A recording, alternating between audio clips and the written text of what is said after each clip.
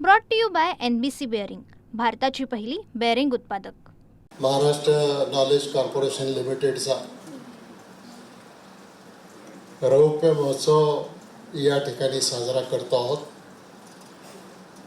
या रौप्य महोत्सवी वर्षामध्ये या संस्थेने पदार्पण केलेलं आहे.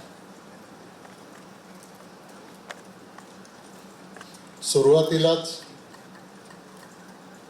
मी या संस्थेला मनापासून शुभेच्छा देतो आणि खूप अशी प्रगती आपल्या सर्वांच्या माध्यमातून व्हावी अशी अपेक्षा करतो. माझा इथं बराच उल्लेख झाला, त्याच्या थोड्या आठवणी माझ्याही मनामध्ये आहेत की 1999 साली ज्या वेळेला स्वर्गीय विलासरावजी देशमुख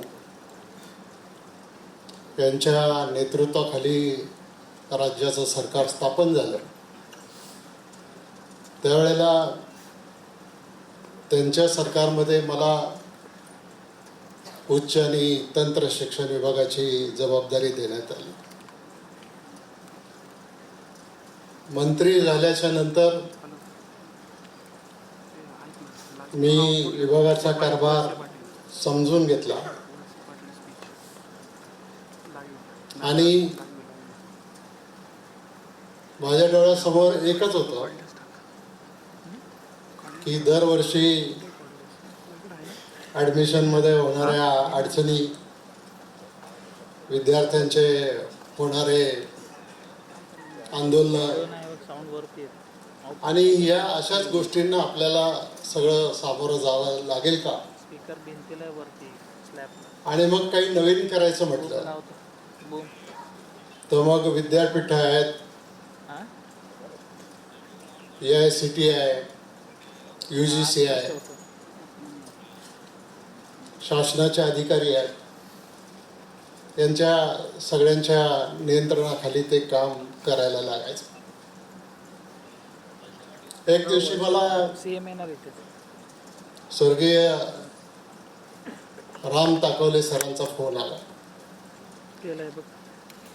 ते मला म्हटले, मला जरा तुम्हाला भेटायचं. म्हटलं सर कधी या, काही अडचण नाही. ते म्हणे असं नाही, तुम्हाला खूप गर्दी असते, मला असं जरा मोकळं तास 2 तास तुमच्याशी चर्चा करायची आहे.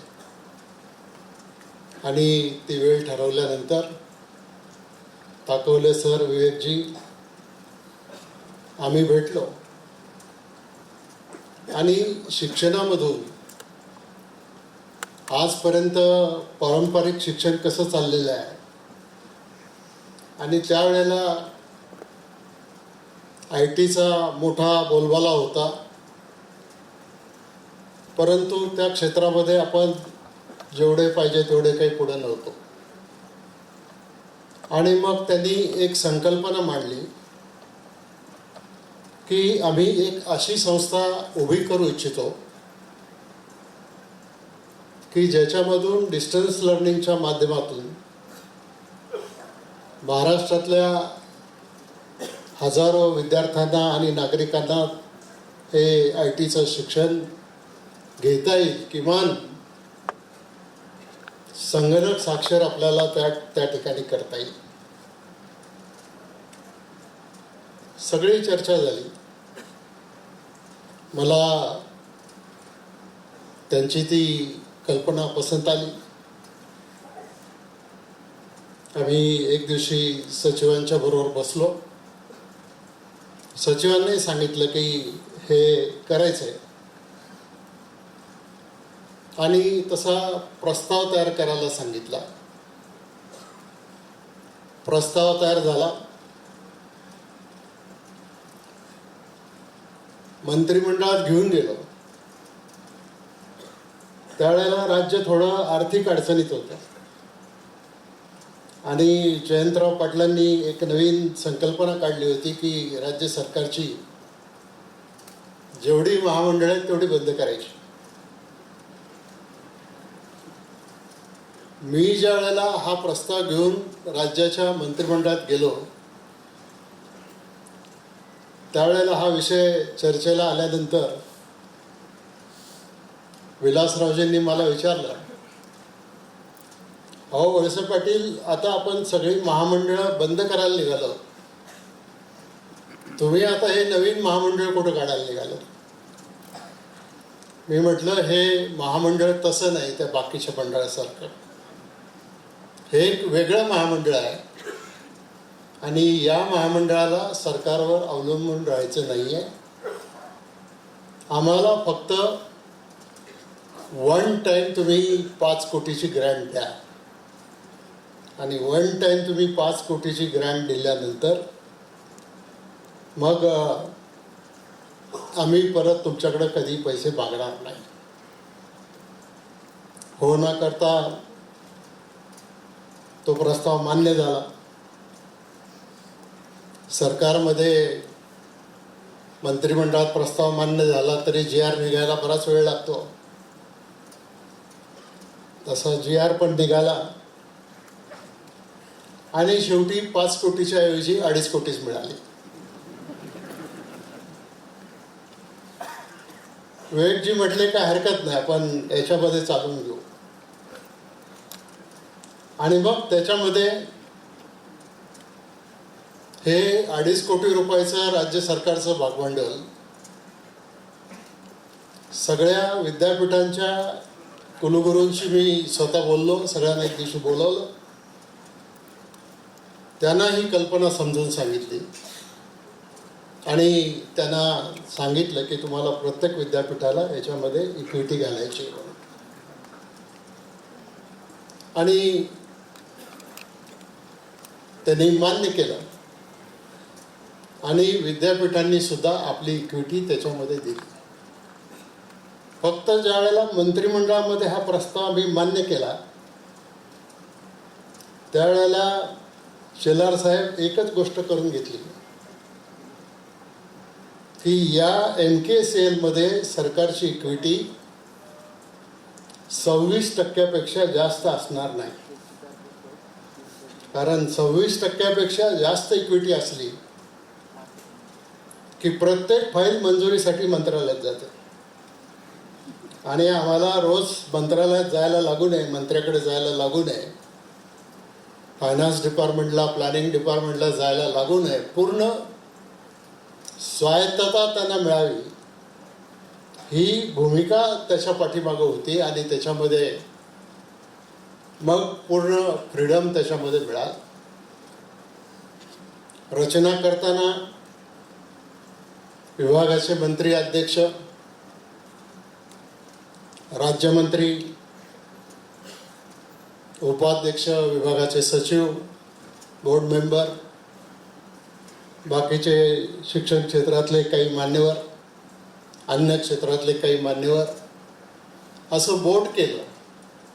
आणि बोर्ड केल्याच्या नंतर हा जो MSc-ITचा जो कोर्स सुरुवातीला सुरू केला, या MSc-ITच्या कोर्सच्या माध्यमातून महाराष्ट्रामध्ये 5,000 सेंटर जवळपास त्याच्यामध्ये सुरू झाली. प्रत्येक सेंटरमध्ये काम करणारे 5 लोक जरी म्हटले तरी सरकारच्या या महामंडळाच्या मार्फत 25,000 लोकांना आपल्याला काम त्या ठिकाणी देता आलं.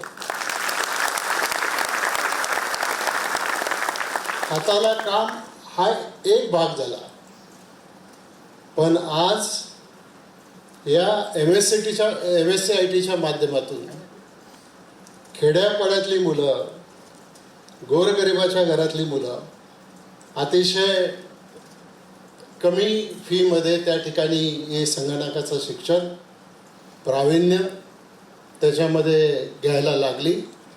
आणि आज त्याच्यामध्ये या MKCLला अनेक प्रकारचे पुढचे कोर्सेस नंतर विवेकजींनी सांगितलं की मी नंतर राज्यामध्ये थोडी ऊर्जा खात्याची परिस्थिती वाईट झाल्यानंतर लोड शेडिंग होतं, आंदोलनं होत होती, त्यावेळेला मला ऊर्जा विभागाची जबाबदारी सांभाळायला सांगितली आणि हा विभाग मी सोडून दुसऱ्या विभागाकडे गेलो काम करायला. पण तरीसुद्धा जिथं जिथं अडचण येईल तिथं तिथं मदत करायची भूमिका माझी ही नेहमीच त्याच्यासाठी राहिली. मुंबईला त्यांना कार्यालय आपण मिळवून दिलं, पुण्याला आपण त्यांना कार्यालय मिळवून दिलं आणि आज जवळपास 1 कोटी आणि 2 कोटी जवळजवळ विद्यार्थ्यांनी किंवा लर्नर्सनी आज या संगणकाच्या माध्यमातून कोर्स केला आणि आज कंपनीचा टर्नओव्हर जर पाहिला तर 1000 कोटीचा कंपनीचा टर्नओव्हर आज आहे. जे 2.5 कोटी रुपये द्यायला मंत्रालयाने खळखळ केली, त्या मंत्रालयाला आणि त्या विद्यापीठांना 700 कोटीपेक्षा जास्त डिव्हिडंड या MKCLच्या माध्यमातून त्या ठिकाणी देण्यात आलेला आहे. एक गोष्ट मला स्पष्ट केली पाहिजे, विवेकजी, तुम्ही पण जिथं जमेल तिथे करत चला. तुम्ही सांगा की आता या MKCLचा आणि दिलीप वळसे पाटलांचा काही संबंध नाही म्हणून. कारण अनेक लोकांचा असा समज आहे ही MKCL ही कंपनी दिलीप वळसे पाटलांची खाजगी कंपनी आहे. मी मंत्री होतो तोपर्यंत अध्यक्ष होतो. मंत्रीपद गेल्यानंतर पुढचा मंत्री त्याचा अध्यक्ष झाला. मी डायरेक्टर राहिलो नाही, शेअर होल्डर राहिलो नाही, काही राहिलं नाही.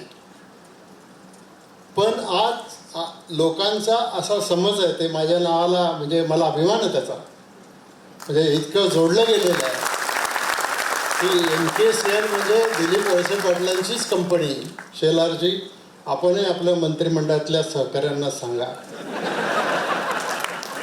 त्यांचाही बऱ्याच वेळेला गैरसमज असाच होतो आणि मग त्याच्यामधून अशा काही गोष्टी पुढे येतात.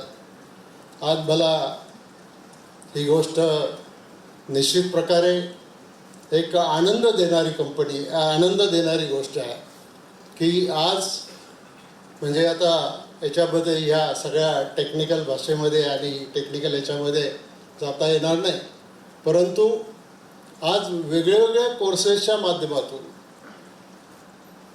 नोकरी मिळवण्यापेक्षा स्वतःच्या ज्ञानामध्ये भर घालणं, स्वतः त्याच्यामध्ये पारंगत होणं, जगाशी कम्युनिकेशन वाढवणं, या सगळ्या गोष्टी या महामंडळाच्या मार्फत आज त्या ठिकाणी आपण करतो आणि पुढेही आपण त्याच्यामध्ये करत राहणार आहोत. मी आपल्याला या निमित्तानं एवढंच सांगतो की आपण सगळे जे मग सेंटर्स असतील, LLCs असतील, बाकीच्या सगळ्या वेगवेगळ्या मार्गानं या महामंडळाशी जोडले गेलेले लोक असतील, आपल्या सगळ्यांच्या प्रयत्नामधून, आपल्या सगळ्यांच्या सहकार्यामुळं, आपल्या सगळ्यांच्या पुढाकारामुळं आज हे मोठं स्वरूप या कंपनीने स्थापन केलेलं आहे आणि याचं सर्व श्रेय जर द्यायचं असेल तर ते श्रेय मी विवेकजी सावंत, राम काटोले साहेब आणि विजय भटकर साहेब यांना देईल. एकदा असंच बोलता बोलता पवार साहेबांनी उल्लेख केला माझ्याबद्दल की यांनी MKCL काढलं आणि खूप मोठं केलं. मी त्यांना सांगितलं मी एकच काम केलं साहेब. ते म्हणले काय काम केलं? म्हणलं माझं कॉन्ट्रीब्युशन दुसरं काही नाही, काम करणाऱ्या लोकांच्या मध्ये हस्तक्षेप केला नाही, एवढंच काम मी केलं, बाकीचं दुसरं काही नाही. सगळं फ्रीडम त्यांना दिलं आणि फ्रीडम दिल्याच्या नंतर ज्या दिशेनं हे जायला पाहिजे त्या दिशेनं हे बरोबर त्या ठिकाणी गेलेलं आहे आणि आजही मला त्याचा अभिमान आहे. आणि म्हणून पुन्हा एकदा वेदजी तुमचं आणि आता तर काय काकोडकर साहेबच त्याचे प्रमुख आहेत आणि काकोडकर साहेबांनी ज्या उंचीवर देशासाठी जगासाठी विज्ञानासाठी सायन्ससाठी काम केलेलं आहे त्या काकोडकर साहेबांच्या नेतृत्वाखाली ही कंपनी निश्चित पुढे अधिक प्रगती करेल एवढंच मी या निमित्तानं सांगतो. आपले शेलार साहेब आलेले आहेत त्यांचे विचार आपल्याला ऐकायचे आहेत. मी अधिक बोलून आपला वेळ घेत नाही. सगळ्यांना मनापासून धन्यवाद. जय हिंद, जय Maharashtra. Brought to you by NBC bearing, भारताची पहिली बेअरिंग उत्पादक.